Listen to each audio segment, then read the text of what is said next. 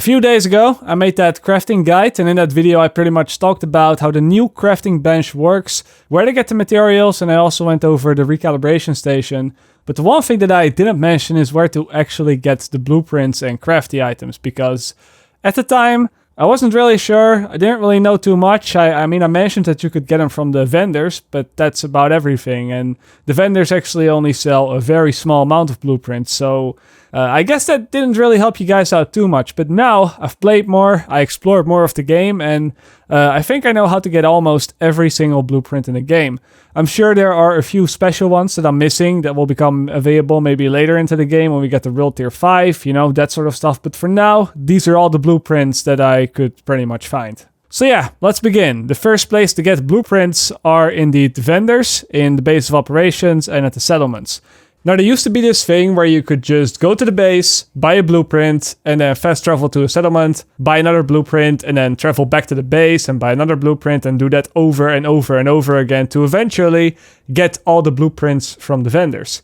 I thought that this was an intended feature to where the vendors would just show you a random blueprint every time you entered the base to make it exciting, I guess, but it was also a way to get all the blueprints that the vendors could possibly sell instantly. So, with a recent patch, they actually removed this, and I guess the way to get all the blueprints from the vendors now is simply to just wait for the weekly reset and then just go to all the vendors and buy them.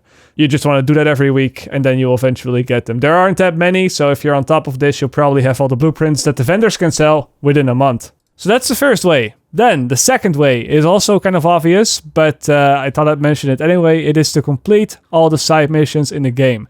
And I'm not talking about the open world activities, but purely the side missions, the turquoise pentagon-like logos on the map. Not all of them give you blueprints, but many of them do. And if you're missing a few and you still have some side missions on the map, well, this is the very first place to start. And also double check if you unlocked all the safe houses and activated the laptops in each of those safe houses, because if you haven't done that, then you might also be missing out on some side missions, even if you can't see anything left on the map.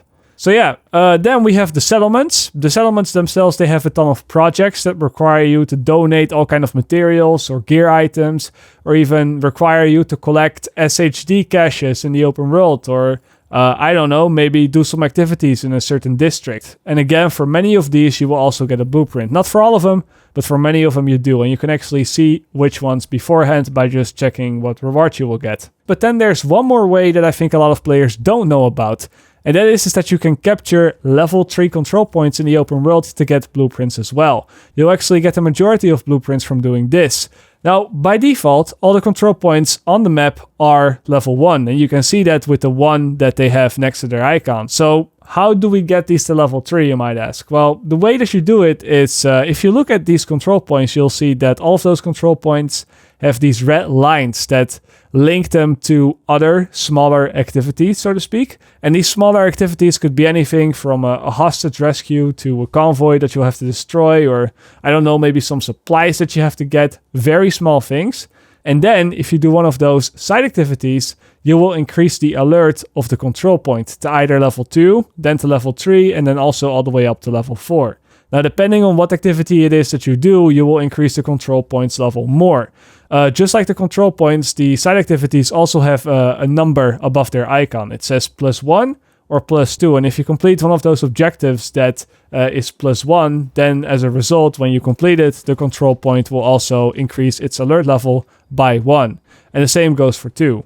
Now, increasing the control point level will make it significantly more difficult to capture. The NPCs will be a lot tankier, they will do more damage, and they will also be more plentiful. Level 1 is equal to normal difficulty, level 2 is basically hard mode, level 3 is challenge mode, and level 4 is heroic difficulty.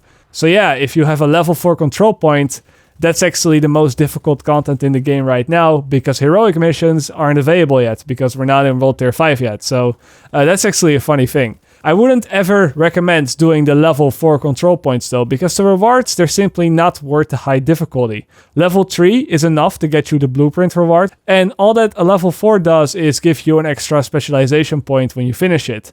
But if you take in mind the fact that a level 4 control point enemies are much more tanky than even their level 3 counterparts, and that you get 3 specialization points every time that you get a field proficiency cache, I'd say that if you want to farm with a little bit of efficiency, then you just level them up to level 3 and then take them over. I also have a bonus tip for you, and that is that if you're gonna do this and if you're going to do these control points, you want to do the control points that are controlled by the Outcast. Why, you might ask? Well, that's because the Outcast also drop a lot of titanium, and titanium is the resource that you'll very much need when you want to craft the mods that you get the blueprints for while doing the control missions.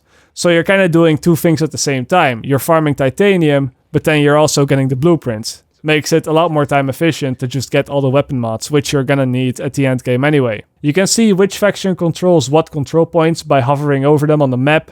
So again, just go for the ones that are controlled by the Outcast. And that's it. That is my super short video for today, but everybody kept asking me how and where to get the blueprints. So now you know. As always, I'll see you guys later, or like they say in the Netherlands, zie je later.